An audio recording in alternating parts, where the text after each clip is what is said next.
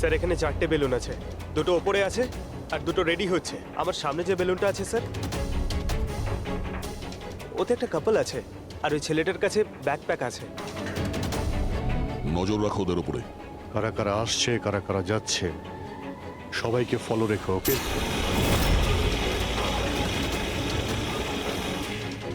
Sir ওদের balloon take off করেছে। হ্যাঁ,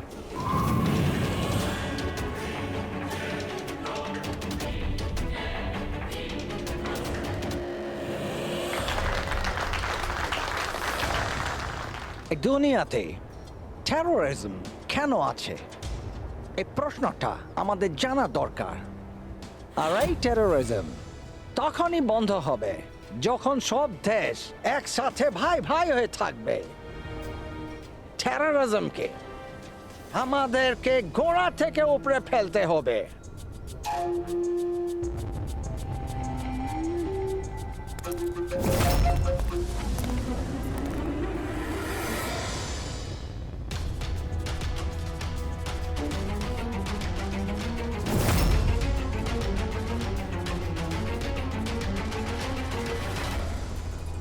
দুজন মিউজিশিয়ানকে দেখছি, ওরার জন্য তৈরি হচ্ছে।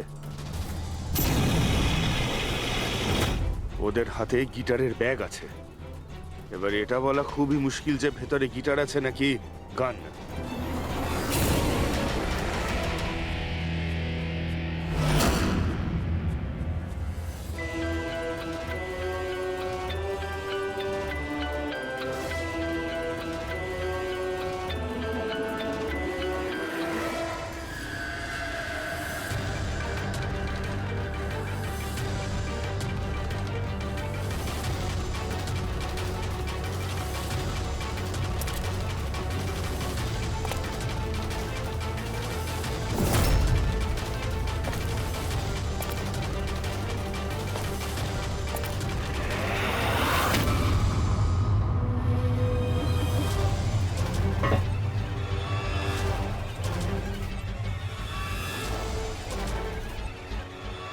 স্যার আরও একটা লোক এসছে, ওর কাছে একটা ব্যাকপ্যাক আর একটা ক্রাচ রয়েছে। অপেক্ষা করা যাক।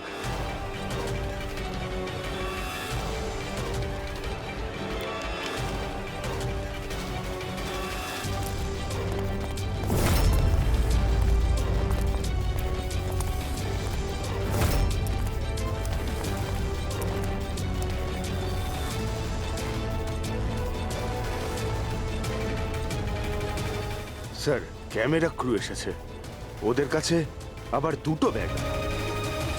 Camera crew?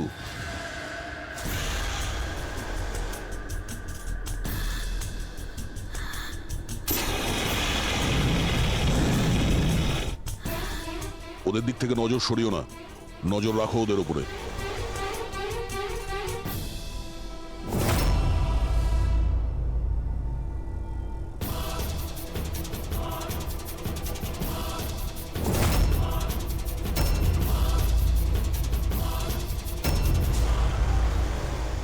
স্যার এখানে তো অনেক বেলুন উঠছে। সুইসাইড বম্বিং কি এটা? কেউ নিজের খুশিতে নিজের প্রাণ কি করে দিতে পারে? জীবন precious. Oh no, We need to respect এতগুলো balloon? others. আর সব এর মধ্যে দেশে আমরা যেটা খুঁজছি এটা সেটা করা কোনটা? উচিত। মনে হচ্ছে ছদ্মবেশে এসছে, মুখ দেখে গন্ডগোলের মনে হচ্ছে।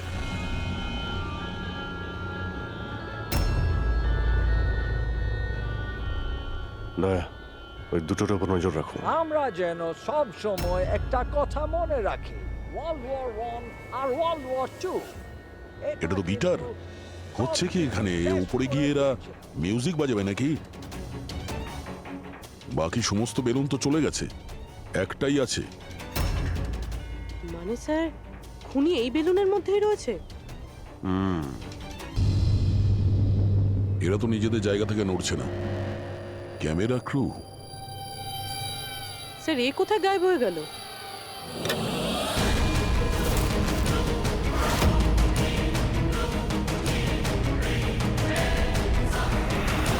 স্যার এর কাছে তো রাইফেল রয়েছে, যেমনটা সালুঙ্কে স্যার বলেছিল।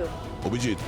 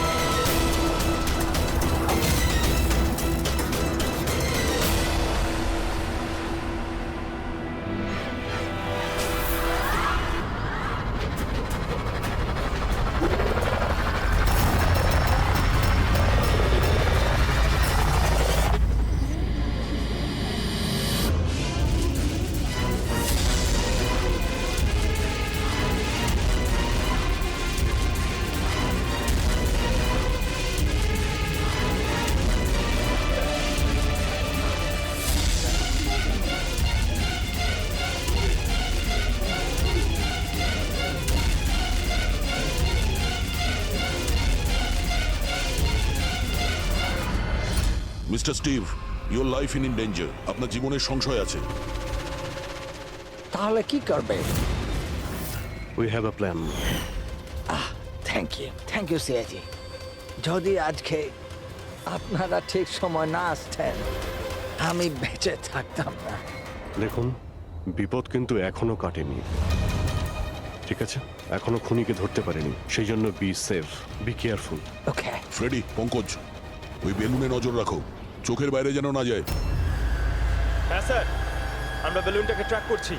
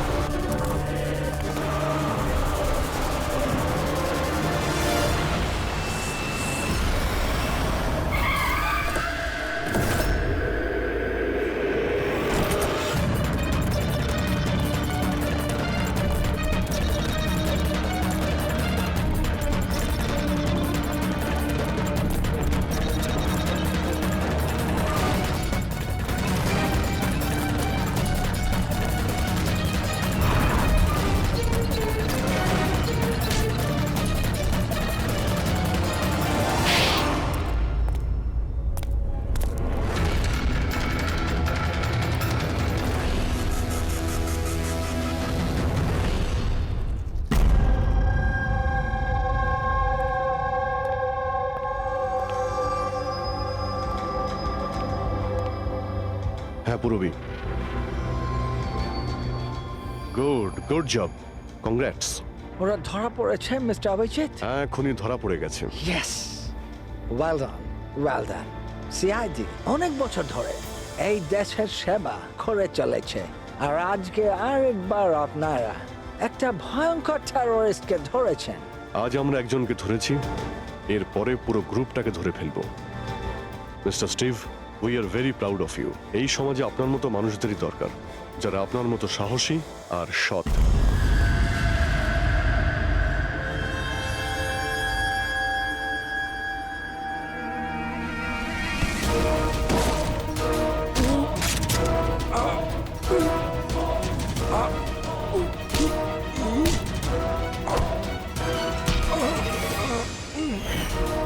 তাহলে তুমি ছদ্মবেশে রনি আর হিতেনকে মেরেছো? তোমার মতো একজন সব শুটার জেলের ভাত খেয়েও ফাঁসির অর্ডার আসার আগে পর্যন্ত। তোমার কি মনে হচ্ছে তোমরা আমাকে ধরে নিয়েছো তো স্টিভ প্রাণে বেঁচে যাবে? কখনো নয়। আমাদের ক্ষমতা এত বেশি যে তোমাদের আইন এটা খুঁজতে খুঁজতে হাঁপিয়ে যাবে, কিন্তু আমরা শেষ হব না। শেষ হবে তোমাদের এই দেশ। শোন ছারপোকা, আমাদের দেশের উপর অনেকে খারাপ নজর দিয়েছে, আবার চলেও গেছে।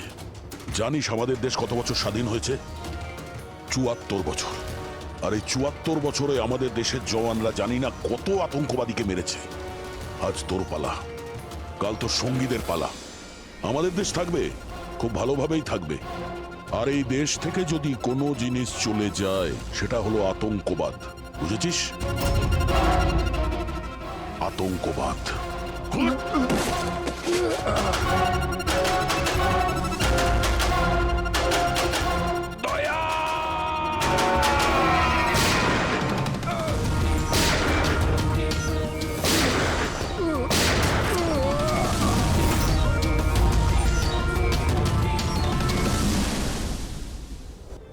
আতঙ্কবাদী পিঠেই গুলি মারবি, আমরা এখানে গুলি খাই, এখানে।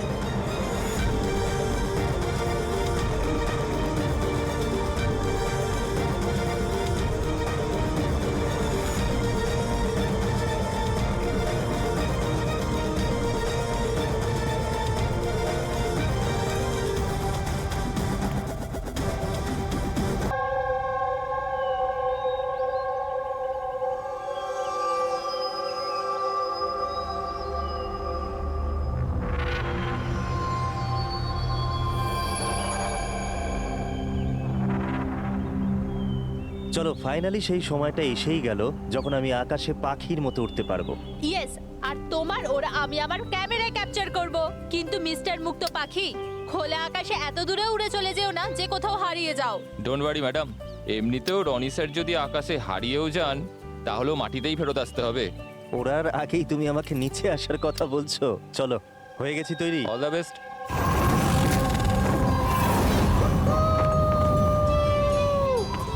Yes, this is so much fun! Oh my god! Yes, come on, keep going, keep going. Alia, I love you! Rony, I love you too. Wow, মনে হচ্ছে না ভালোই এক্সপিরিয়েন্স আছে। অফ কোর্স, আমেরিকাতে ও অনেক অ্যাডভেঞ্চার স্পোর্টস ট্রাই করেছে, bungee jumping, paragliding, আরো অনেক। ইন্ডিয়াতে কোনো কিছু ট্রাই করেনি, আর যখন ইন্ডিয়াতে এসেছে এই সারাদিনের জন্য, তো কেন কিছু ট্রাই করবে না?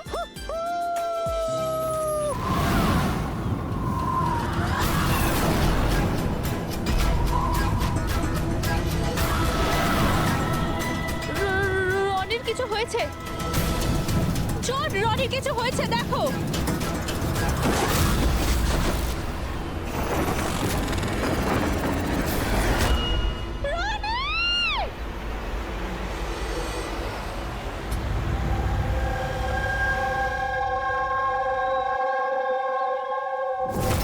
আমি আর রনি এখানে ছুটি কাটাতে এসেছিলাম। আমি কি করে জানবো এটাই রনির জীবনের শেষ দিন হবে? দেখো, আমরা জানি এই সময়টা খুব কঠিন, কিন্তু প্লিজ ভেঙে পড়ো না। আমি এবার নিউ ইয়র্কে গিয়ে ওর বাবাকে কি জবাব দেবো? আমরা একসাথে এসেছিলাম, কিন্তু ফিরে যাব একা। আপনি কাউকে সন্দেহ করেন কে মারতে পারে রনিকে? স্যার, রনিকে কেউ কেন মারবে? আমরা তো এখানে কাউকে চিনিও না। এমনটা নয় তো যে ওর কোনো শত্রু আমেরিকা থেকে ফলো করতে করতে এখানে এসেছিল? না স্যার, রনির কোনো শত্রু এখানে ছিল না। He was such a lively person, সবাই ওকে পছন্দ করতো। তাহলে তুমি বলতে চাইছো এখানে ইন্ডিয়াতে ওর কোনো আত্মীয় স্বজন, বন্ধু বা অন্যান্য কেউ নেই এখানে? এই দেশটা আমাদের জন্য অচেনা স্যার, সবকিছু এই প্যারাগ্লাইডিং এর লোকেরা করেছে। Please arrest them. আপনি আমাকে কেন দোষ দিচ্ছেন? এটা আমাদের রুজি রুটির ব্যাপার, আমি কেন মারতে যাব ওনাকে? তাহলে কে মেরেছে রনিকে? স্যার, এটা তো আমিও বুঝতে পারছি না। 3000 ফুট উচ্চতায় গুলি কি করে চললো? কেই বা চালালো? তাহলে রনি 3000 ফুট উঁচুতে উঠছিল? হ্যাঁ স্যার, আমি নিজে গিয়ার চেক করেছিলাম আর কোনো প্রবলেম ছিল না তার মধ্যে। আর ওর আশেপাশে কাউকে উঠতে দেখেছো? আশেপাশে না স্যার, কেউই ছিল না। আকাশ একদম পরিষ্কার ছিল, চারপাশটাও পরিষ্কার ছিল, আর উনি ওনার রাইড এনজয় করছিলেন। কিন্তু হঠাৎ বুঝতে পারলাম না কি হলো, একদম দড়াম করে নিচে এসে পড়লেন। এই যে ক্ষতটা দেখছো, আমার মনে হচ্ছে অনেক দূর থেকে গুলি চালানো হয়েছিল, হয়তো কোনো রাইফেল দিয়ে। হ্যাঁ, রাইফেলই হবে, কারণ যে হাইটে এই উড়ানটা উড়ছিল ওখান থেকে তো কোনো শার্প শুটারই গুলি চালাতে পারে, কোনো রাইফেল দিয়ে।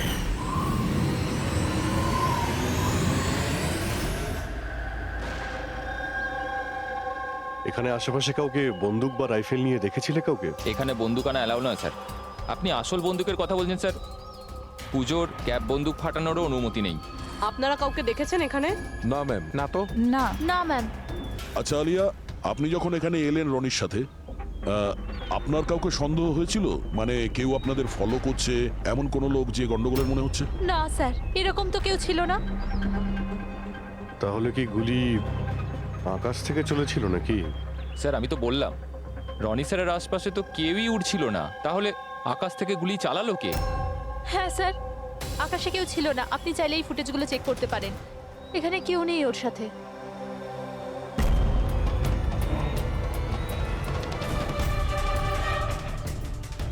এই ফুটেজে তো রনির আশেপাশে তো দূরে দূরেও কাউকে দেখা যাচ্ছে না। স্যার, নিচে থেকে ওপরে তো কেউ গুলি চালায়নি। ইনি বলছেন যে যখন ও ওপরে উঠছিল কেউ ওর আশেপাশে ছিল না, ওপর থেকেও কেউ গুলি করতে পারবে না। আমার মাথায় এটা ঢুকছে না কে কোথা থেকে গুলি চালালো আর কিভাবে, বুঝতে পারছি না স্যার।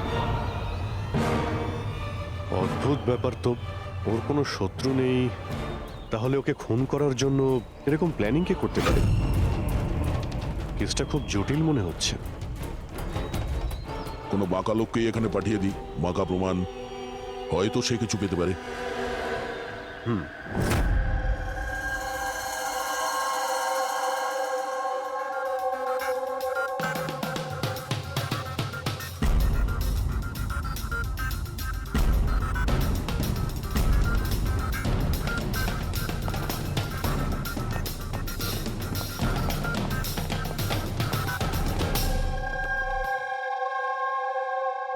আরে বাহ, আজকে আপনারা দুজনে এমন ভাবে কাজে ডুবে আছেন যে মনে হচ্ছে যে অনেক প্রমাণ আমাদের হাতে দিয়ে আমাদেরকে পাঠাবেন এখান থেকে।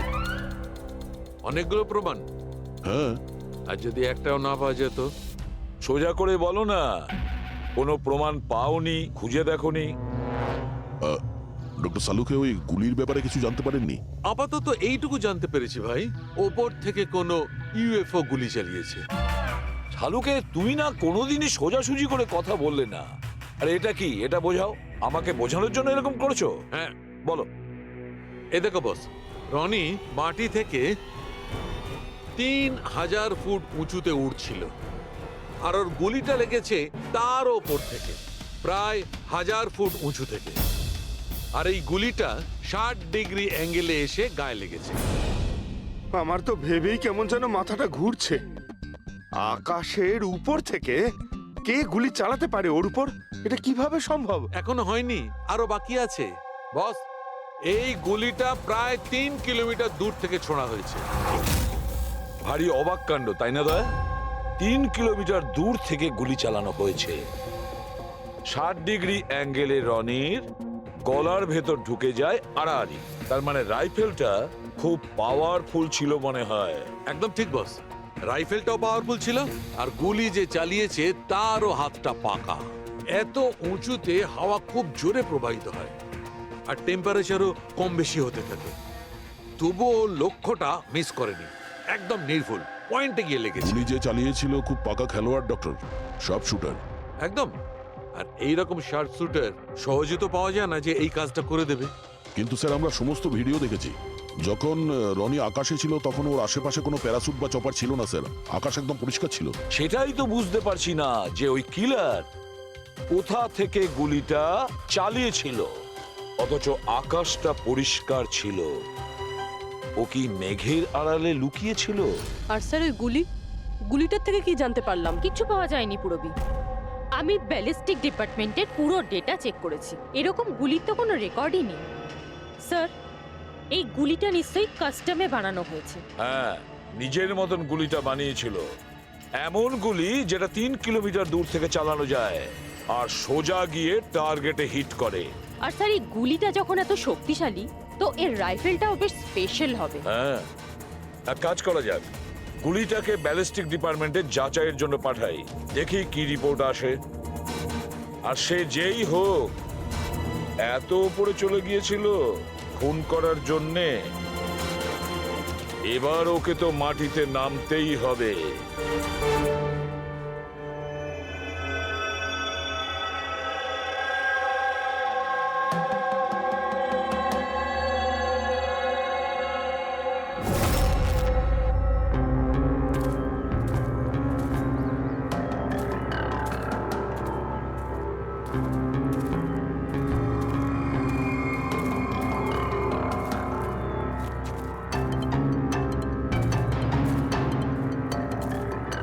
ব্রাদার, উই ক্যান ডু ইট।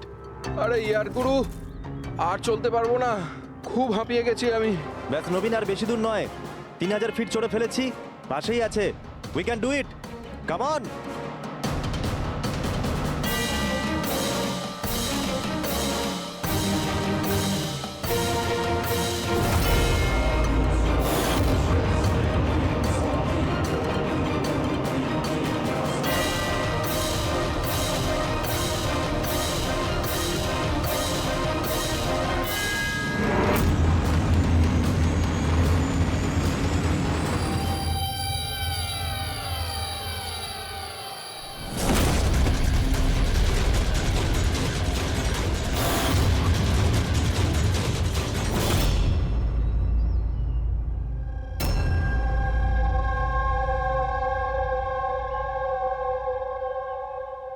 এমন মনে হচ্ছে যে রনির মার্ডারের ফটোকপি দেখছি।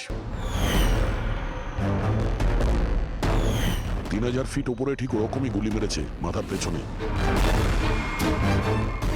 একেও একইভাবে গুলি চালিয়েছে।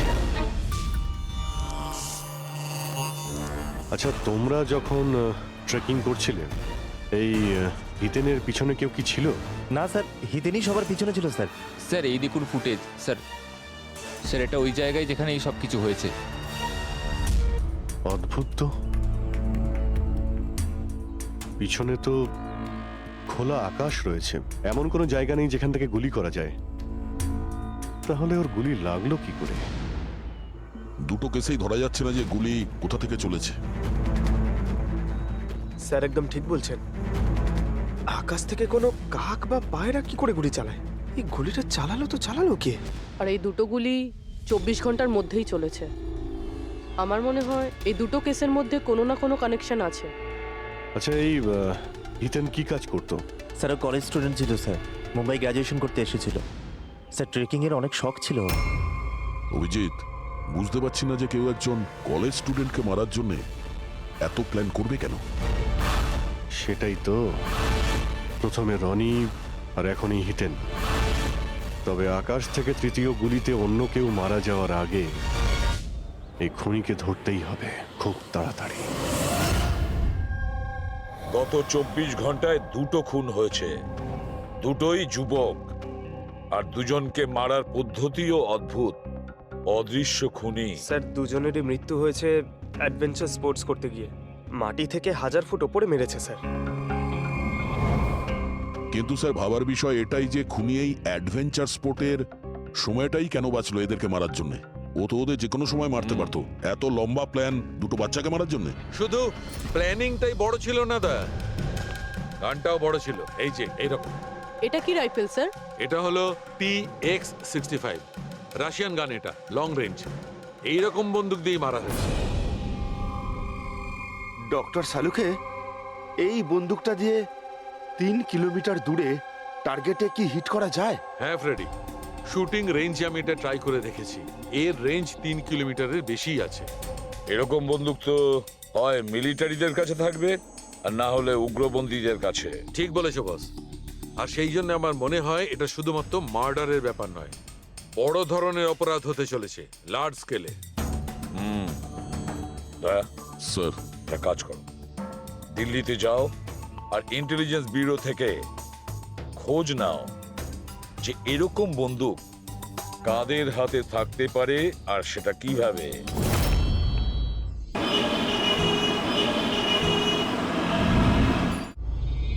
এই সমস্ত খুন এই রাইফেল দিয়েই হয়েছে।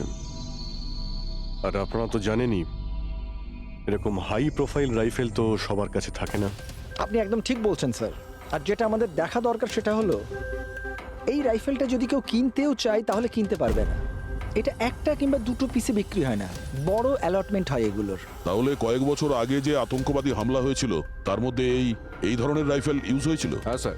তাহলে আপনাদের কোনো আতঙ্কবাদী গ্রুপের উপর সন্দেহ হয়? আগে হ্যাঁ স্যার, যদি আমাদের সন্দেহ ঠিক হয় তাহলে আমরা জানি যে এর পেছনে ঠিক কার হাত আছে। কার? এই অঞ্চলেই কিছুদিন আগে আমাদের আর্মি অনেক অস্ত্র আটক করেছিল। ওই অস্ত্রের মধ্যে এই রাইফেলটাও ছিল। হ্যাঁ প্রতাপ স্যার, সমস্ত আতঙ্কবাদী মরে গেছে, ওদের মধ্যে একজন পালিয়ে গেছে, তবে আমরা সমস্ত হাতিয়ার আটকে নিয়েছি। ওয়েল ডান প্রতাপ স্যার। আর যে টেররিস্টরা পালিয়ে গেছে তাদের সম্পর্কে সমস্ত পোস্টকে অ্যালার্ট করে দাও। তাহলে এই কাজ ওই আতঙ্কবাদীর হতে পারে যে পালিয়ে গিয়েছিল ওখান থেকে। হ্যাঁ স্যার। আর আমাদের ইনফরমেশন অনুযায়ী এই আতঙ্কবাদী গ্রুপ খুব বড় একটা কিছু করতে চলেছে। বোধহয় এটাই সেটা শুরু। এই দুটো অপরাধ সাধারণ কোনো খুন নয়, এটা নিশ্চয়ই কোনো বড় সড় ষড়যন্ত্র, কোনো দুষ্কৃতী আক্রমণ ঘটতে চলেছে। হ্যাঁ স্যার। আর এই খুনগুলোকে আটকানোর জন্য প্রথমে আমাদের আকাশ থেকে চলা গুলির রহস্য ভেদ করতে হবে স্যার। আর এই রহস্যের কিনারা করার জন্য সবার আগে আমাদের এটা জানতে হবে যে এই আতঙ্কবাদীরা রনি আর হিতেনের মতো সাধারণ লোকের হত্যা কেন করলো। আচ্ছা, এমন কি কমন আছে এই দুটো কেসে? স্যার, দুটো মার্ডারই আকাশে হয়, দুবারই গুলি উপর থেকে চালানো হয়েছে কোনো পাওয়ারফুল রাইফেল দিয়ে। এটা প্রফেশনাল শার্প শুটারের কাজ হবে। আর স্যার এই দুটো কেসেই কোনো ভ্যান্টেজ পয়েন্ট নেই, আর এমন কোনো জায়গা নেই যেখানে বসে খুনি এই দুজনকেই গুলি করতে পারে। তেমন কোনো জায়গা ছিল না, তেমন কোনো জায়গা ছিল না। খুন করার এটাই মূল কারণ নয় তো? তাহলে স্যার আপনি বলতে চাইছেন যে খুনির কাছে বসে গুলি চালানোর কোনো জায়গা ছিল না? আর ও এটা শিওর হতে চেয়েছিল যে টার্গেট যেন কোনোভাবেই মিস না হয়, সেই জন্যই ও এদের উপরে প্র্যাকটিস করছিল। Exactly Abhijit, exactly. সে গুলি ছোড়ার প্র্যাকটিস করছিল। তার মানে স্যার ওর আসল টার্গেট অন্য কেউ। স্যার যদি কোনো ভ্যান্টেজ পয়েন্ট নাই থাকে তাহলে ও গুলি চালাচ্ছিল কোথা থেকে? পঙ্কজ, উত্তরটা তোমার প্রশ্নের মধ্যেই লুকিয়ে আছে। আচ্ছা এটা বলো, আমরা মানুষ ডানা ছাড়া আকাশে কিভাবে ওড়ে? স্যার এরোপ্লেন বা হেলিকপ্টারের মাধ্যমে। ব্যাস, তুমি তোমার উত্তর পেয়ে গেছো। কিন্তু স্যার ওখানে ওই ক্রাইম সিনে আকাশের ওপর কোনো চপার তো ছিলই না স্যার, না কোনো কেবল কার ছিল ওখানে। তাহলে অন্য কিছু থাকবে, অন্য কিছু থাকতে পারে। অভিজিৎ, ম্যাপটা বের করো। ওই এলাকার চারপাশটা ভালো করে দেখো, দেখো এমন কিছু পাওয়া যায় কিনা। এমন কিছু আছে নাকি যেখান থেকে মানুষ হাওয়ায় উঠতে পারে? জঙ্গল আছে, আর হ্যাঁ, দুটো হট এয়ার বালুন রেঞ্জও রয়েছে। একটু দেখো তো, যেখানে খুন হয়েছিল সেখান থেকে এটা কতটা দূরে? স্যার এই দুটো 60 কিলোমিটার রেডিয়াসের মধ্যে। তাহলে একটা কথা তো কনফার্ম, খুনি ওখানে হট এয়ার বেলুনে বসেছিল আর সেখান থেকেই ও গুলি চালিয়েছিল 3 কিলোমিটার দূর থেকে। স্যার কেউ যদি হট এয়ার বেলুনে চড়তে চায় তাহলে আগে থেকে বুকিং করতে হয়, এমনি কেউ যেতে পারে না। কোনো ব্যাপার না, তোমরা ওই হট এয়ার বেলুনের অফিসে গিয়ে খোঁজ নাও যে এমন কোন টুরিস্ট ছিল যে ওই দুটো দিনে ওই দিন হট এয়ার বেলুনে বসেছিল। কিছুজন একা বসেছিল, কিছুজন গ্রুপ বানিয়ে বসেছিল। তোমার কি মনে আছে এদের মধ্যে কতজনের কাছে কোনো জিনিস বা ব্যাগ ছিল? বা কোনো সন্দেহজনক কাউকে দেখেছো? না, বদমাস তো কাউকে লাগছিল না, কিন্তু একজন বয়স্ক আন্টি ছিলেন, পিঠে একটা ব্যাকপ্যাক ছিল আর চোখে চশমা আর মাথায় টুপি পরেছিলেন। হ্যাঁ, আমরাও অবাক ছিলাম যে এই বয়সে এই সব ট্রাভেলিং এর ইচ্ছা। আর যখন ফটো তোলা হচ্ছিল উনি লজ্জা পাচ্ছিলেন আর নিজের মুখ লুকোচ্ছিলেন। রবি, এই বয়স্ক আন্টি শার্প শুটার শুনে একটু অদ্ভুত লাগছে না? হ্যাঁ স্যার, আমি এখানে পাইলট। 25শে ফেব্রুয়ারি স্যার সব মিলিয়ে আমি 6 জনকে এয়ার বেলুনে চাপিয়েছি স্যার, আর 2 জনকে দিনের স্যার। আচ্ছা, তাদের মধ্যে কেউ মানে গন্ডগোলের লোক মনে হয়েছিল, কিংবা যার কাছে কোনো জিনিসপত্র ছিল? স্যার এরকম তো কেউ ছিল না। হ্যাঁ, একজন বয়স্ক মানুষ ছিল, জানি না কারো বারবার চিৎকার করছিল। হয়তো ওর মুড খারাপ ছিল বা খিটখিটে ধরনের ছিল। ওনার হাতে কোনো কিছু ছিল? জিনিস তো ছিল না। হ্যাঁ, একটা লাঠি নিয়ে হাঁটছিল। লাঠি নিয়ে হাঁটছিল? এই, তোমাদের সাহস কি করে হলো আমার ছবি নেওয়ার, আমাকে জিজ্ঞেস না করে? কিছু ভদ্রতা আছে না নেই? ওরাও ওগুলো ওরাও। আচ্ছা, ফটো তোলার জন্য রেগে গেছিল? কি অদ্ভুত ব্যাপার, তাই না স্যার? লোক হট এয়ার বেলুনে তো প্রতিদিন বসে না, তাই না? তারা নিজেরাই ফটো তুলতে চায় যাতে এই স্মৃতিকে তারা সারা জীবন রাখতে পারে। আর কোনো বিশেষ কথা মনে আছে ওর ব্যাপারে? স্যার জানি না বলাটা ঠিক হবে কিনা। না না, বলো, যেটা মনে আছে খুলে বলো। ওনাকে হাঁটতে দেখে মনে হচ্ছিল না যে ওনার লাঠির প্রয়োজন আছে, কিন্তু তাও উনি লাঠি নিয়েই চলছিলেন। আচ্ছা,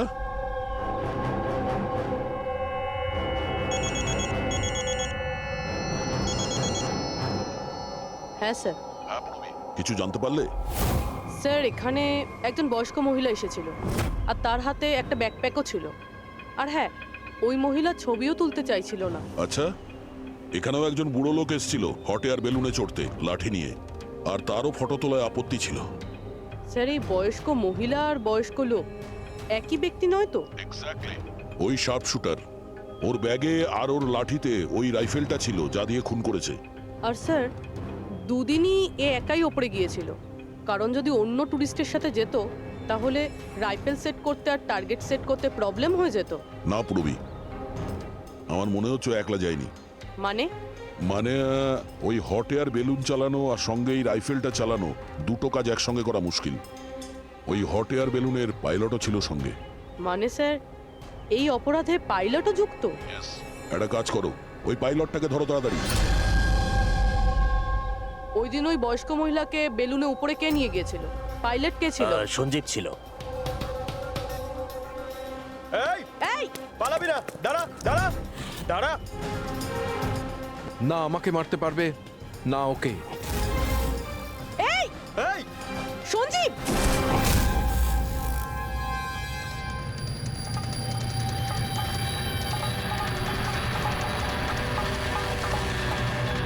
আরে তো প্রাণ দেওয়ার জন্য একদম তৈরি ছিল। এটা কোনো ছোটখাটো মার্ডার নয় পঙ্কজ, অনেক বড় মিশন। যদি তাড়াতাড়ি আটকানো না যায় তাহলে বড় সড় বিপদ হবে। আচ্ছা গীতা, 24শে ফেব্রুয়ারি যে লোকটা গ্রুপে যেতে চাইছিল না, একলা যেতে চাইছিল, ওর পাইলট কে ছিল? কে নিয়ে গেছিল? সোলো ট্রাভেলারকে তো দিনেশ নিয়ে গিয়েছিল। অদ্ভুত ব্যাপার দিনেশ, এতক্ষণ ধরে চুপ করে আছো, কিছু বলছো না কেন? তোমরা আমাকে ধরতেই পারবে না। এই,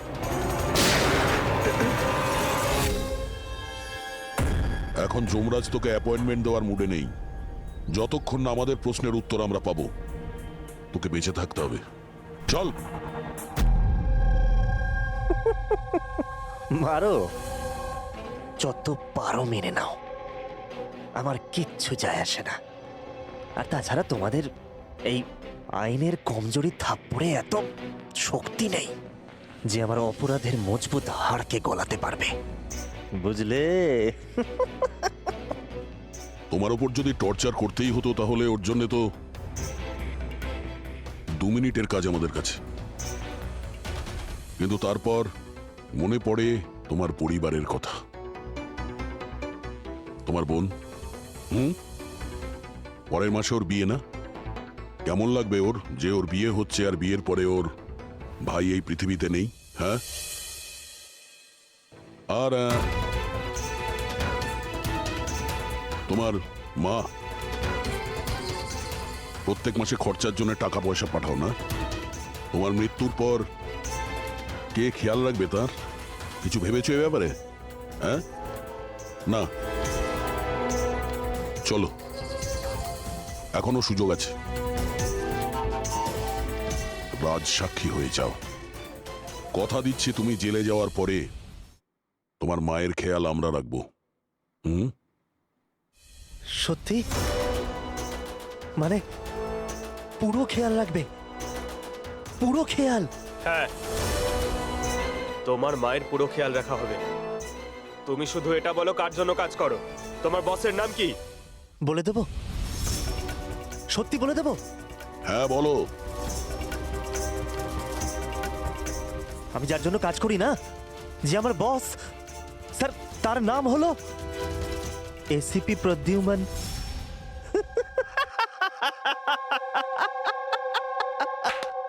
এসিপি প্রদ্যুম্ন, যাও ধরে নাও আর গ্রেফতার করে নাও তাকে। বলেছিলাম না আমি কিচ্ছু বলবো না, যা করার আছে করে নাও। সিআইডি কোথাকার। সিআইডি। বস বস।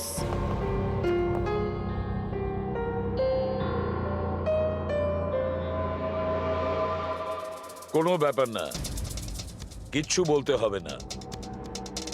এখন না তোমাকে কিছু জিজ্ঞাসা করব, কিছু বলার জন্য তোমাকে আমরা জোর জবরদস্তিও করব না, কিচ্ছু করব না। শুধু একটাই কাজ করব, আমরা তোমাকে ঘুমোতে দেব না। শুতে দেবেন না? এমনিতেও আমি জেগে থাকলেও আমি আপনাদের কিছুই বলবো না। কোনো প্রয়োজন নেই, কিচ্ছু বলো না, কিন্তু আমরা শুতে দেব না তোমাকে।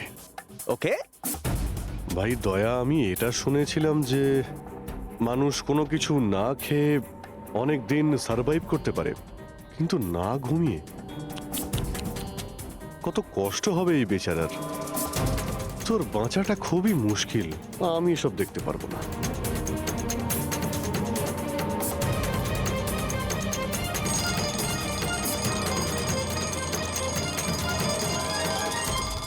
সময় কাটানোর জন্য খুব ভালো হবে, তাই না? তোর জীবনের শেষ মুহূর্তগুলো তুই এই কাঁটার সঙ্গে গুনতে থাকবি, ঠিক আছে? Thank you. ওকে ঘুমোতে দিও না।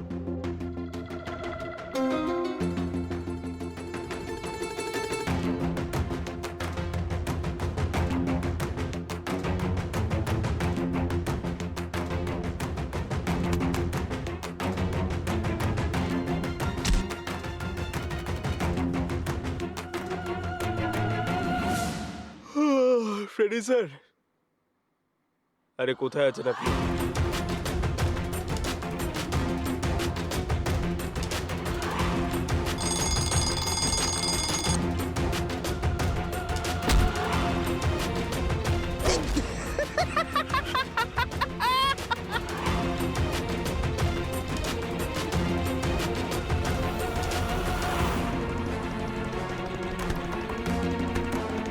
যতক্ষণ না মুখ খুলবি চোখের পাতা এক করবি না, বুঝলি? 5 মিনিটের জন্য নয়।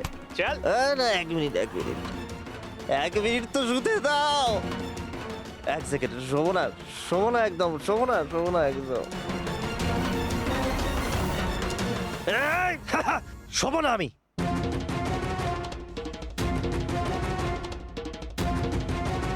এবারও ভেঙে পড়বে।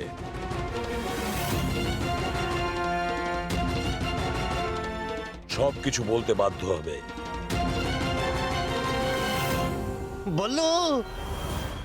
বললো তুই শুবি না, ওঠ।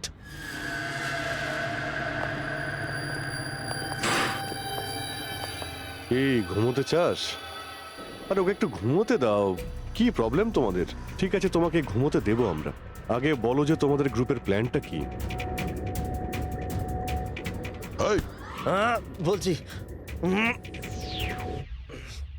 আমার নাম দীনেশ নয়, আমার নাম বল্লু। দীনেশ নয় আমার নাম। আর আমাকে স্পেশালি এই মিশনের জন্য তৈরি করা হয়েছিল। আর যে 2টো মার্ডার হয়েছিল না, ওটা প্র্যাকটিস ছিল। আমাদের আসল মিশন হলো ওকে মারা। আর ওই যে ওকে কি যেন নাম, স্টিভ মার্টিন। ওই শান্তির দূত যে সম্প্রতি ভারতবর্ষে এসেছে দেশে শান্তির বার্তা নিয়ে, যাতে সমগ্র বিশ্ব এই বার্তাকে সমর্থন করে, যাতে উগ্রপন্থীরা শেষ হয়। এসিবি, আমরা চাই না যে আতঙ্কবাদ কখনো শেষ হোক। আর স্টিভ মার্টিন তো মরবেই, তোমরা কিচ্ছু করতে পারবে না। আর আর যদি তোমরা বাঁচিয়েও নাও না, আমরা স্টিভ মার্টিনকে খতম করে দেবো একেবারে। আমাদের যে শার্প শুটার আছে না, একদম পাক্কা নিশানা তার। কোথায় মারবে ওকে আর কখন? বল। ও যখন কনফারেন্সে ভাষণ দেবে না, ওটাই সব থেকে সঠিক সময়। এই, ওরাই সব থেকে সঠিক সময় হবে। ওই সময় ওর আশেপাশে কোনো সিকিউরিটি থাকবে না। আর যে কনফারেন্সটা আছে না, ওটা বিল্ডিং এর ছাদেতে হবে। তো ওই হট এয়ার বেলুনেতে আমাদের শার্প শুটার যাবে আর ওখানেই গুলি মারবে। কনফারেন্স ঘন্টাখানেকের মধ্যে শুরু হবে, এখন তাড়াতাড়ি ওখানে আমাদের পৌঁছতে হবে। আরে তোমরা যতই চেষ্টা করে নাও, বাঁচাতে পারবে না ওকে। আর হ্যাঁ, তোমরা যদি বাঁচিয়েও নাও না, তাহলে আমরা আবার প্ল্যান করব, দ্বিতীয়বার মারবো। কে মারবে? কিরকম দেখতে ও? আরে আমি ওর মুখ দেইনি এখনো পর্যন্ত। যখনই আসে ছদ্মবেশে আসে। তোমরা কি ওই, একে হসপিটালে নিয়ে যাও তাড়াতাড়ি। স্যার, আমরা কি হট এয়ার বেলুনটা আটকাতে পারি না যতক্ষণ এই কনফারেন্স শেষ হচ্ছে? না ফেডরিক, এই সব কিছু বন্ধ করা যাবে না। আজকে আটকালে কালকে অন্যরকম প্ল্যান করবে। আজকের প্ল্যান আমরা জানি, আজই ওদেরকে ধরবো।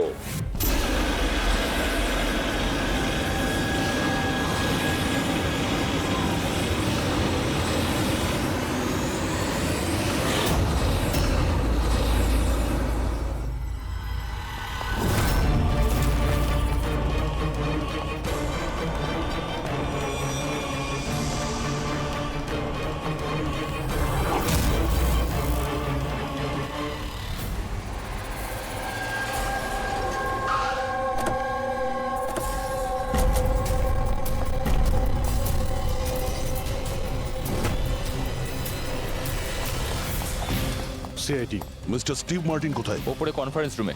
ওর কাছে নিয়ে চলুন।